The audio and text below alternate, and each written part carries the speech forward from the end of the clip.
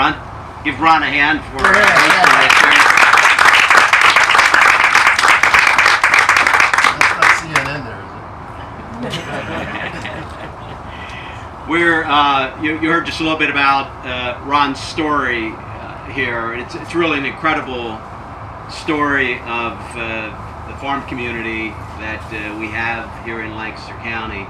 But if he had a little more time, he could tell you that story about how this operation has grown from the first farm that his grandfather bought. He mentioned that, but it's a phenomenal story, and they are truly a wonderful operator here in our community. One of the largest, if not the largest, farm operation here in Lancaster County, but also a really great community partner. They're a great partner in a lot of different causes and so on in the community, and outspoken advocate for the ag industry. So we're really proud that you chose this location and Lancaster County as your first stop on this really novel and great idea to talk about the importance of trade for farming. I mean, this is exciting that you're going to be taking this message on the road to stops all across the country. So it's a great idea, and we're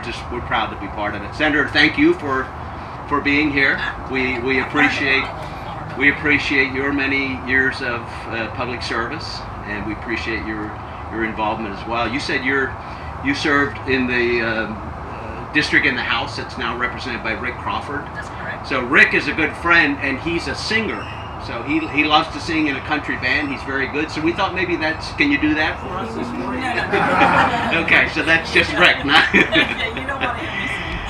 But so the story that you heard from Ron, the long agricultural heritage in his family is not unlike so many other families across our district, in our county here in Lancaster County.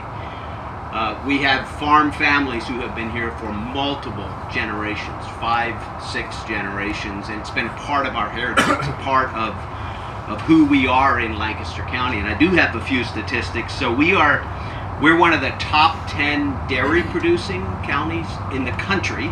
Ron knows that well.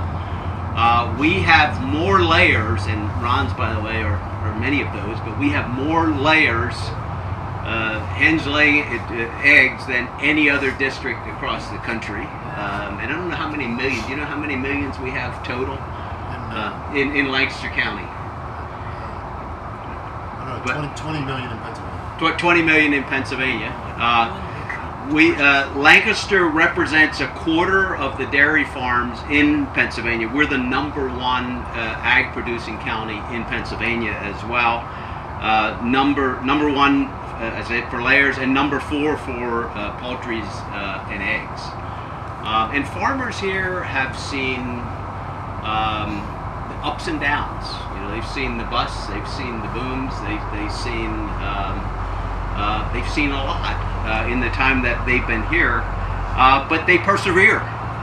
Farmers are optimists, and they're willing to work through whatever it may be they work through, and particularly in dairy. For the last few years, it's been tough for our dairy industry with milk prices and so on. But other areas have seen problems as well, and we're fortunate to have Tom Haas here with us, who runs a great orchard here in Lancaster County. Just one of so many other farms that I mentioned. And then we have, of course, other businesses related to farmers, and so Steve and Brett was here. I don't see Brett right now. Here. Oh, here? Oh, yeah. Okay, there's Brett. Yeah. Who represent, Brett is the head of New Holland, North America, who makes wonderful farm machinery that you see right outside of the tent here. The baler in the back literally came from the plant here in New Holland, so we're very, very proud of the history of New Holland here in Lancaster County as well. As I said, farmers are optimists, and they're always believe that better times are yet to come, and I agree with them. And I think the USMCA agreement, the new agreement between Canada and New Mexico that has been negotiated by the Trump administration, will mean better times ahead for the ag industry across many, many different sectors, but particularly on dairy. All of you who've been involved with this know the restrictions or the dairy system in Canada and the impact that that has had on our dairy market.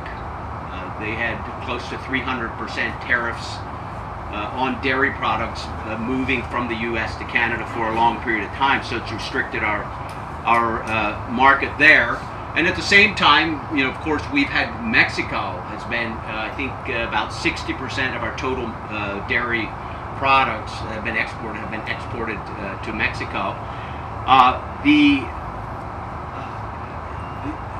Farmers are willing to work hard. They don't, at least in Lancaster County, they don't ask for a lot of handouts.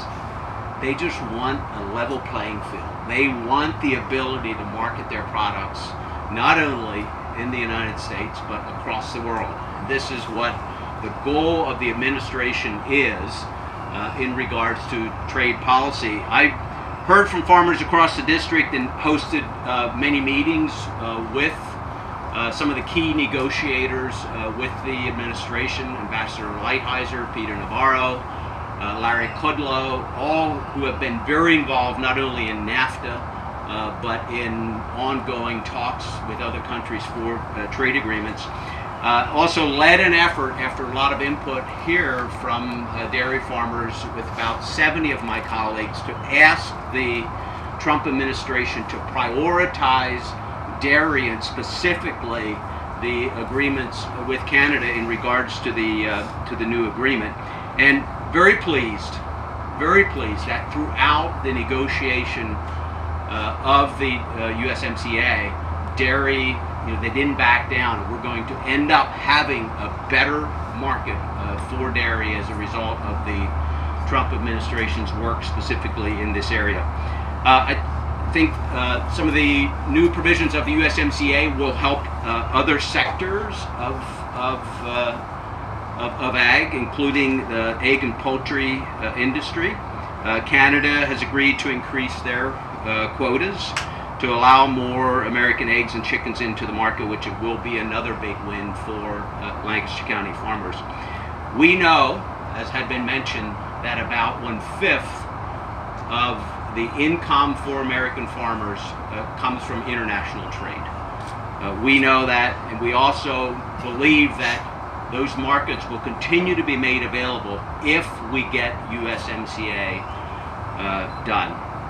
Farmers in this area are eagerly pushing and calling for the USMCA to be enacted as soon as possible, and I join them in that call. This is why your voice is so important. This is a vote that will need to be scheduled by the Speaker on the floor of the House. The administration is working hard to build the support, and I believe we will have strong support for it once we are able to have that vote called. We have an opportunity here to help American farmers who need help today. We have an opportunity to help them compete and to thrive. So in terms of the Trump administration's approach to trade, I know there are concerns with other aspects of the trade policy and tariffs that have been put into place. I can just say I've shared those concerns.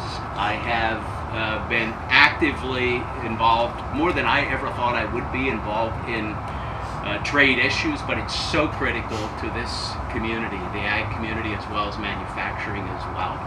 So I've had a lot of conversations, but I can tell you, I'm convinced that the administration really wants to get to free trade, and sometimes make question the strategies, but they believe that some short-term pain for other countries is necessary in order to win the trade war that they believe we've been in for a long, long time. And we have, I think USMCA is a success, will be a success if we're able to get that done.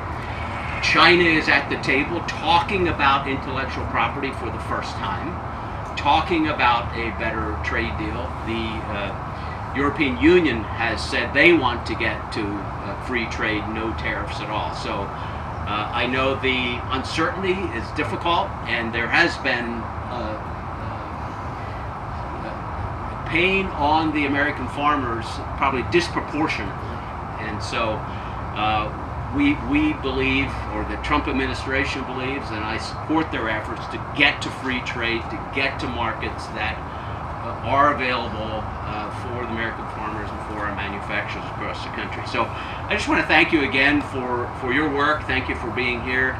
I very much appreciate the Kreider Farms hosting this event. They're a wonderful member of our community, and I'm proud to stand alongside all of these great people to work to ensure that we are able to get this USMCA done. So thank you.